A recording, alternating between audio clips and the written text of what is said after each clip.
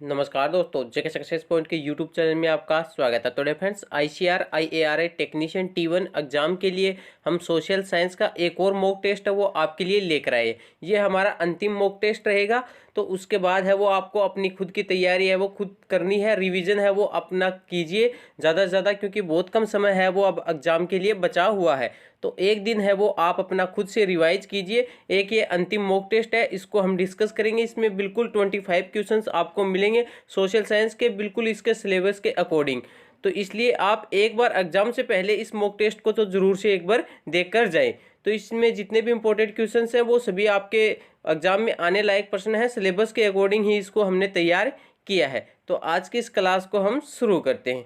तो dear friends, आज का हमारा इसमें फर्स्ट क्वेश्चन है, फ्रांस में लोकतंत्र को किसने नष्ट किया? तो फ्रांस में डेमोक्रेसी को किसने डिस्ट्रॉय किया, ये हमें बताना है। तो फ्रांस में जो लोकतंत्र है, डेमोक्रेसी जो वहां पर थी, तो उसको नेपोलियन था, उसने क्या किया था? नष्ट कर दिया था। तो नेपोलियन बोनापार्ट है वो इस प्रश्न का हमारा सही जवाब होगा। 1804 में नेपोलियन ने क्या शुरू किया था? नेपोलियन कोड, जिसको क्या बोला जाता है? नेपोलियन संहिता बोला जाता है। तो उसकी शुरुआत है वो उसने की थी, और वहां पर जो लोकतंत्र चल रहा था उसको उसने मिटा दिया था, मतलब पूर्णतः नष्ट कर दिया था, और अपना खुद का नेपोलियन संहिता है वो 1804 में उसने शुरू किया था। नेक्स्ट क्वेश्चन है हमारा, किस संधि ने ग्रीस को एक स्वतंत्र राष्ट्र के रूप में मान्यता दी? तो कौन सी संधि हुई थी जिसे ग्रीस को एक स्वतंत्र राष्ट्र के रूप में मान्यता है वो दी थी? तो ग्रीस को एक इंडिपेंडेंट राष्ट्र की मान्यता है वो कौन सी संधि के द्वारा प्राप्त हुई थी? तो वो प्राप्त हुई थी जो 1832 में एक संधि हुई थी, जिसको क्या बोला जाता है? कॉन्स्टेंटिनोपल की जो संधि हुई थी, कॉन्स्टेंटिनोपल जिसको बोला जाता है, सॉरी ये नाम ही कुछ इस प्रकार का है। तो ये जो 1832 में ये संधि हुई थी, तो उसके बाद जो ग्रीस है उसको क्या मिल गई थी? एक स्वतंत्र राष्ट्र की जो मान्यता है वो प्राप्त हो गई थी। तो ऑप्शन सी है वो हमारा इसमें सही जवाब हो जाएगा। अगला क्वेश्चन है हमारा, भारत माता की छवि सबसे पहले किसके द्वारा बनाई गई थी? तो भारत माता की जो छवि है या इमेज है वो सबसे पहले किसके द्वारा बनाई गई थी? चारों ऑप्शनों में से ही हमें बताना है कि कौन हमारा इसमें सही जवाब होगा। तो इसमें जो अवनिंद्रनाथ जो टैगोर हैं उन्होंने सबसे पहले भारत माता की जो छवि है वो तैयार की थी। तो अवनिंद्रनाथ टैगोर है वो हमारा इसमें सही जवाब हो जाएगा। अगला क्वेश्चन है हमारा, 1992 में ब्राजील के रियो डी जेनेरो में संयुक्त राष्ट्र पर्यावरण और विकास सम्मेलन में एजेंडा 21 की घोषणा की गई, जिसका मुख्य उद्देश्य था। जो 1992 में क्या हो रहा था? रियो डी जेनेरो में जो प्रथम जो अर्थ समिट हुई थी 1992 में हुई थी ये रियो डी जेनेरिया में। तो वहां पर एक जो सम्मेलन हुआ था, तो उसमें एक एजेंडा 21 नाम का एक घोषणा पत्र जारी किया गया था। तो इस घोषणा पत्र जारी करने का इसका मुख्य उद्देश्य क्या था, ये हमसे पूछा गया। तो इसका जो मुख्य उद्देश्य था वो था भूमंडलीय सतत पोषणीय विकास। क्या हो जाएगा? भूमंडलीय सतत पोषणीय विकास को क्या करना है? हासिल करना। यही इसका मुख्य उद्देश्य था कि ग्लोबल जो सस्टेनेबल जो डेवलपमेंट है उसको प्राप्त किस प्रकार से किया जाए। तो ये इसका मुख्य उद्देश्य था। नेक्स्ट क्वेश्चन है हमारा, जलोढ़ मृदा कृषि के लिए बहुत उपजाऊ होती है, प्रायः जलोढ़ मृदा वाले क्षेत्रों में किस प्रकार की कृषि की जाती है? तो जलोढ़ मृदा जो होती है वो कृषि के लिए बहुत ज़्यादा उपजाऊ होती है, बहुत ज़्यादा उपजाऊ मृदा इसको बोला जाता है। और ये जो मृदा होती है, जो मृदा जो क्षेत्र होता है इसका, जलोढ़ मृदा वाला क्षेत्र होता है, उसके अंदर कौन सी जो कृषि है वो की जाती है? तो इसके अंदर जो गहन कृषि है वो की जाती है। तो गहन कृषि है वो जलोढ़ मृदा वाला जो क्षेत्र होता है उसके अंदर की जाती है। तो ऑप्शन बी है वो हमारा इसमें सही जवाब हो जाएगा। जलोढ़ मृदा जो होती है उसमें पोटास, फास्फोरस और चूने की मात्रा है वो सर्वाधिक होती है। और इसमें जो पुरानी जलोढ़ मृदा होती है उसको तो बांगर, और नई जलोढ़ मृदा होती है उसको क्या बोला जाता है? खादर भी बोला जाता है। तो ये भी आपको पता होना चाहिए। नेक्स्ट क्वेश्चन है हमारा, सरकार की एक प्रणाली जिसमें एक केंद्रीय प्राधिकरण और देश की विभिन्न घटक इकाइयों के बीच सत्ता विभाजित होती है कहलाती है। मतलब कोई भी सरकार है उसकी जो शक्तियां हैं या वो विभिन्न इकाइयों में है वो विभाजित होती है, उसके सत्ता का क्या रहता है? बंटवारा है वो हुआ रहता है। तो वो किस प्रकार की शासन प्रणाली में होता है? तो उसको क्या कहलाता है? उसको संघवाद है वो फेडरलिज्म इसको बोला जाता है। तो संघवाद है वो हमारा इसमें सही जवाब हो जाएगा। नेक्स्ट क्वेश्चन है हमारा, रबी की फसल की कटाई किस महीने में की जाती है? जो रबी की जो क्रॉप्स होती है उसकी हार्वेस्टिंग वह वो कौन से मंथ में की जाती है? मतलब रबी फसल की कटाई है वो कौन से महीने में होती है? तो वो होती है अप्रैल से लेकर जून के महीने में। और रबी की फसल कौन कौन सी है जो वर्तमान में अभी जो फिलहाल कृषि हम खेती बो रखी है वो कौन सी हो जाएगी? वो रबी की फसल के अंतर्गत ही आती है, जिसमें कौन कौन से हैं? जो गेहूं, जो आपका और चना, ये किस में आते हैं? ये रबी की फसल में आते हैं। और रबी की जो फसल होती है वो कब बोई जाती है? ये अक्टूबर और दिसंबर के बीच में है वो बोई जाती है। नेक्स्ट क्वेश्चन है हमारा, निम्नलिखित में से कौन सा राज्य लौह अयस्क का प्रमुख उत्पादक है? तो आयरन ओर का जो लीडिंग प्रोड्यूसर है वो हमसे पूछा गया है कि कौन सा स्टेट है वो आयरन ओर का क्या है?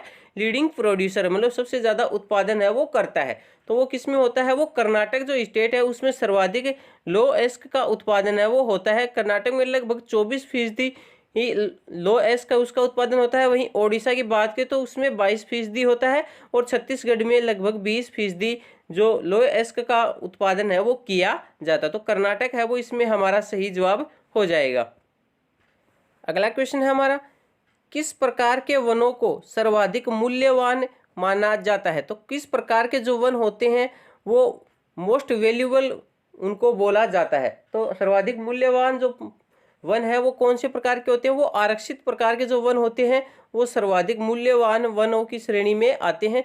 भारत में जो है वो आधे से अधिक जो वन होते हैं वो इसी कैटेगरीज के अंतर्गत आते हैं। और रक्षित वन होते हैं वो लगभग 1/3% ये जो वन है वो रक्षित वन की श्रेणी में आते हैं। तो सबसे ज्यादा जो मूल्यवान वन होते हैं वो आरक्षित वन होते हैं। ये सबसे ज्यादा प्रतिबंधित वन भी इन्हीं को बोला जाता है। नेक्स्ट क्वेश्चन है हमारा, शिलोंग में लोग अपनी घरेलू जल आवश्यकता की कुल मांग का लगभग कितना हिस्से की पूर्ति छत जल संग्रहण व्यवस्था से करते हैं? मतलब शिलोंग के अंदर लोग है ना अपने घरों की छतों पर क्या करते हैं? जो वर्षा का पानी होता है उसको एकत्रित कर लेते हैं। तो वर्षा जल का है वो एकत्रण कर लेते हैं। तो उसमें से उसके द्वारा जो वर्षा जल उन्होंने एकत्रित कर लिया है उससे वो अपनी जो जल की मूल आवश्यकता होती है उसका कितने प्रतिशत है वो इससे पूर्ति है वो कर लेते हैं। तो इससे वो लगभग 15 से 25% है वो अपने जो जल की आवश्यकता है उसकी पूर्ति है वो कर लेते हैं। तो 15 से 25% है वो हमारा इसमें सही हो जाएगा। शिलोंग है ये मेघालय की क्या है? एक राजधानी है। और ये आप मान के चलिए जो इसके आसपास जो चेरापूंजी है वहां पर तो सर्वाधिक बारिश होती है, लेकिन शिलोंग में बारिश है वो थोड़ी कम होती है। तो इसलिए वहां पर लोग क्या करते हैं? वर्षा जल संग्रहण है वो करते हैं। अगला क्वेश्चन है हमारा, निम्नलिखित में से किसे रक्तहीन क्रांति के नाम से भी जाना जाता है? तो कौन सी आंदोलन या क्रांति हुई थी जिसको रक्तहीन क्रांति, ब्लडलेस जो रिवोल्यूशन है वो बोला जाता है? वो चंपारण किसान आंदोलन है या बारदोली सत्याग्रह, भूदान ग्रामदान आंदोलन या फिर नर्मदा बचाओ आंदोलन? तो इसमें जो हमारा होगा भूदान ग्रामदान जो आंदोलन है जिसको भूदान आंदोलन के नाम से भी जाना जाता है, ये जो आंदोलन हुआ था इसको रक्तहीन क्रांति के नाम से भी जाना जाता है। और ये जो आंदोलन हुआ था ये किसने शुरू किया था? ये किया था विनोबा भावे द्वारा। तो ये भूमि सुधार एक आंदोलन था। 1951 में ये आंदोलन है ये शुरू हुआ था। किसके द्वारा शुरू किया गया था? ये विनोबा भावे द्वारा शुरू किया गया था। अगला क्वेश्चन है हमारा, निम्नलिखित खनिजों में से जीवाश्म ईंधन कौन सा है? तो ये 4 ऑप्शन दे रखे हैं, उनमें से बताना है कि कौन सा एक फॉसिल फ्यूल है, जो कौन सा मिनरल है, एक खनिज है जो जिसको क्या बोला जाता है? जीवाश्म ईंधन उनको कहा जाता है। तो वो हो जाएगा हमारा कोयला। कौन सा हो जाएगा? कोयला, पेट्रोलियम जो होते हैं वो किस में अंदर आते हैं? वो जीवाश्म ईंधन के अंतर्गत उनको माना जाता है। अगला क्वेश्चन है हमारा, झारखंड में स्थित कोडरमा निम्नलिखित में से किस खनिज का अग्रणी उत्पादक है? तो झारखंड में एक जगह है जिसका नाम क्या है? कोडरमा। तो ये जो जगह है ये किसके खनिज, कौन से खनिज का अग्रणी उत्पादक है? लीडिंग प्रोड्यूसर है। तो कौन से खनिज का है? तो ये है अभ्रक। जो माइका जो होते हैं, सॉरी इसमें एस्बेस्टोस भी दे रखा है और इसको हम माइका भी लिख सकते हैं। क्या लिख सकते हैं? MICA। तो माइका जो होती है ये अभ्रक होता है, ये इसका क्या है? एक लीडिंग प्रोड्यूसर है। तो अभ्रक का ये सर्वाधिक उत्पादन है वो यहीं से होता है। अगला क्वेश्चन है हमारा, भारत में नई आर्थिक नीति कब लागू की गई? तो भारत में नई आर्थिक नीति है, न्यू इकोनॉमिक जो पॉलिसी है वो कब लागू की गई थी? तो भारत में नई आर्थिक नीति है वो 1991 में लागू की गई थी। कब की गई थी? 1991 में। उस समय जो प्रधानमंत्री थे भारत के वो कौन थे? वो पीवी नरसिंह राव थे। और उस समय जो भारत के जो वित्त मंत्री थे वो कौन थे? मनमोहन सिंह भारत के उस समय क्या थे? वित्त मंत्री थे, केंद्रीय वित्त मंत्री यही थे। और इन्होंने नई आर्थिक नीति है वो 1991 में लागू की थी। अगला क्वेश्चन है हमारा, निम्न में से कौन सा तरीका किसी लोकतंत्र में राजनीतिक सुधार लाने के लिए बेहतर है? तो 4 ये तरीके बता रखे हैं, एक प्रकार से परिवर्तन है कि उनमें से कौन सा है जो लोकतंत्र में राजनीतिक सुधार लाने के लिए क्या है, सबसे बेहतर है।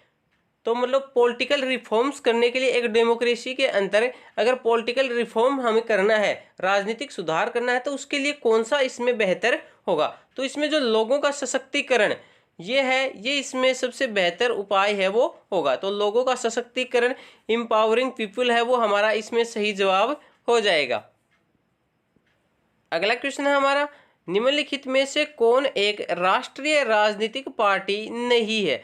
तो नेशनल पॉलिटिकल पार्टी कौन सी नहीं है, ये हमसे पूछा गया है। तो नेशनल पॉलिटिकल पार्टी 4 ऑप्शन दे रखे हैं, उनमें से कौन सी नहीं है? तो भारतीय जनता पार्टी भी है, राष्ट्रीय जो कांग्रेस है ये भी है, बहुजन समाज पार्टी भी है, समाजवादी पार्टी है, ये राष्ट्रीय राजनीतिक पार्टी नहीं है, ये एक राज्य पार्टी है, स्टेट पार्टी का इसको दर्जा मिला हुआ है। तो ये समाजवादी पार्टी है। इसके संस्थापक कौन है? मुलायम सिंह यादव। वर्तमान में अध्यक्ष कौन है? अखिलेश यादव। और इसका चुनाव चिन्ह वो क्या है? साइकिल है वो इसका चुनाव चिन्ह है। तो समाजवादी पार्टी है वो इसमें हमारा सही जवाब हो जाएगा। अगला क्वेश्चन है हमारा, असहयोग आंदोलन के दौरान अवध में किसानों का नेतृत्व किसने किया था? जब भारत में असहयोग आंदोलन चल रहा था तो उस समय अवध एक जगह है, तो वहां पर किसानों का नेतृत्व है वो किसने किया था? तो वो नेतृत्व किया था बाबा रामचंद्र ने। ये एक सन्यासी थे और एक गिरमिटिया मजदूर थे, जो गिरमिटिया मजदूरी के लिए कहाँ पर गए थे? फिजी है वो गए हुए थे। उसके बाद वो आए थे और उन्होंने असहयोग आंदोलन में अवध में किसानों का क्या किया था? नेतृत्व है वो किया था। तो बाबा रामचंद्र है वो इसमें हमारा सही जवाब हो जाएगा। अगला क्वेश्चन है हमारा, महासागर के तली पर होने वाले कंपन को किस नाम से जाना जाता है? कोई महासागर है तो उसके जो बॉटम है, बॉटम के अंदर कुछ वाइब्रेशन होता है, तो उस वाइब्रेशन या फिर कंपन को हम किस नाम से जानते हैं? तो कंपन को तरंगे उठती हैं तो उस तरंगों को सुनामी के नाम से जाना जाता है। तो सुनामी है वो हमारा इसमें सही जवाब हो जाएगा। क्या हो जाएगा? सुनामी उनको कहा जाता है। अगला क्वेश्चन है हमारा, भारत पर आक्रमण करने वाले किस ईरानी शासक को ईरान का नेपोलियन कहा जाता है? तो ईरान का नेपोलियन वो किस ईरानी शासक को कहा जाता है जिसने भारत पर कई बार क्या किया था? आक्रमण है वो किया था। तो वो किसको कहा जाता है? ये कहा जाता है नादिर शाह को। किसको कहा जाता है? नादिर शाह को क्या कहा जाता है? ईरान का नेपोलियन है वो इसको कहा जाता है। और इसी ने क्या किया था कि भारत में जो कोहिनूर हीरा है, मयूर सिंहासन और जो कोहिनूर हीरा है, यही इसने जो भारत से छीन लिया था, लेकर चला गया था। तो नादिर शाह, इसको ईरान का नेपोलियन है वो कहा जाता है। नेक्स्ट क्वेश्चन है हमारा, गाजी मलिक किस वंश का संस्थापक था? जो गाजी मलिक है वो कौन से वंश का संस्थापक था? कौन सी डेनिस्टी जो बनी थी उसका फाउंडर था? ये हमसे पूछा गया। तो कौन से वंश का संस्थापक था? तो ये जो गाजी मलिक था, जिसका पूरा नाम क्या था? गयासुद्दीन तुगलक। तो ये तुगलक वंश का संस्थापक था। कौन से वंश का था? तुगलक वंश का संस्थापक था गयासुद्दीन तुगलक।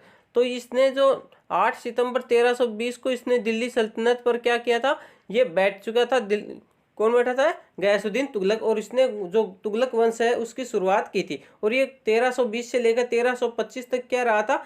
ये जो दिल्ली सल्तनत पर इसने राज किया था। तो क्या हो जाएगा? तुगलक वंश की है वो इसने क्या की थी? स्थापना है वो की थी।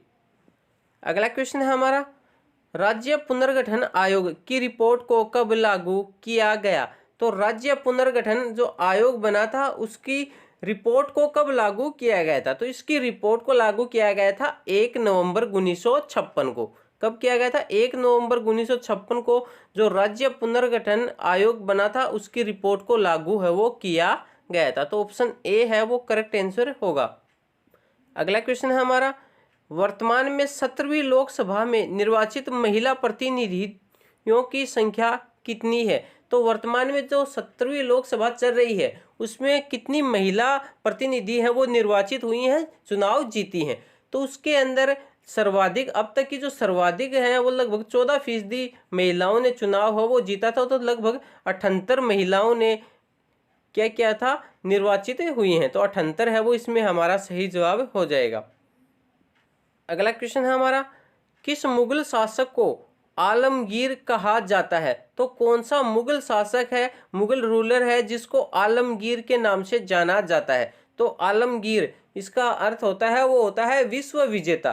तो मुगल शासक कौन सा था जिसको आलमगीर के नाम से जाना जाता है? वो जाना जाता है औरंगजेब को। किसको जाना जाता है? औरंगजेब को आलमगीर के नाम से भी जाना जाता है। इसका सही नाम था महिउद्दीन मोहम्मद। तो ये इसने राज किया था 1658 से लेकर 1707 तक दिल्ली सल्तनत पर इसने राज है वो किया था। अगला क्वेश्चन है हमारा, वर्नाक्युलर प्रेस एक्ट कब लागू किया गया? तो वर्नाक्युलर प्रेस एक्ट लागू हुआ था। ये क्यों लागू हुआ था? क्योंकि भारत में जो प्रेस की स्वतंत्रता है उसको कम करने के लिए ये प्रेस एक्ट है वो लाया गया था। और ये कब लागू किया गया था? ये 1878 में इसको लागू किया गया था। कब किया गया था? 1878 में लागू किया गया था। उस समय भारत का जो वायसराय था वो था लॉर्ड लिट्टन। कौन हो जाएगा? लॉर्ड लिट्टन है वो उस समय भारत का वायसराय था। अगला क्वेश्चन है हमारा, फूट डालो और राज करो की रणनीति किसने अपनाई थी? तो फूट डालो और राज करो की नीति है वो किसके द्वारा अपनाई गई थी? तो ये अपनाई गई थी लॉर्ड कर्जन द्वारा। किसके द्वारा? लॉर्ड कर्जन ने ये नीति है वो अपनाई थी। कब अपनाई थी? उन्होंने 1905 में। कब? 1905 में उन्होंने बंगाल के है 2 टुकड़े है वो कर दिए थे, 2 भागों में उसको विभाजित कर दिया था। हिंदू बाहुल्य क्षेत्र और मुस्लिम बाहुल्य क्षेत्र के बीच में इन्होंने फूट डालो और राज करो की नीति है वो अपनाई थी। तो लॉर्ड कर्जन है वो इस प्रश्न का हमारा सही जवाब हो जाएगा। तो डियर फ्रेंड्स, ये थे आज के मॉक टेस्ट के हमारे 25 मोस्ट इंपोर्टेंट क्वेश्चंस। आशा करते हैं आपको वीडियो पसंद आया होगा। वीडियो पसंद आया तो प्लीज़ वीडियो को लाइक करें, कमेंट करें, अपने फ्रेंड्स में शेयर जरूर करें। अगर आप चैनल पर आए तो चैनल को सब्सक्राइब जरूर करें। धन्यवाद।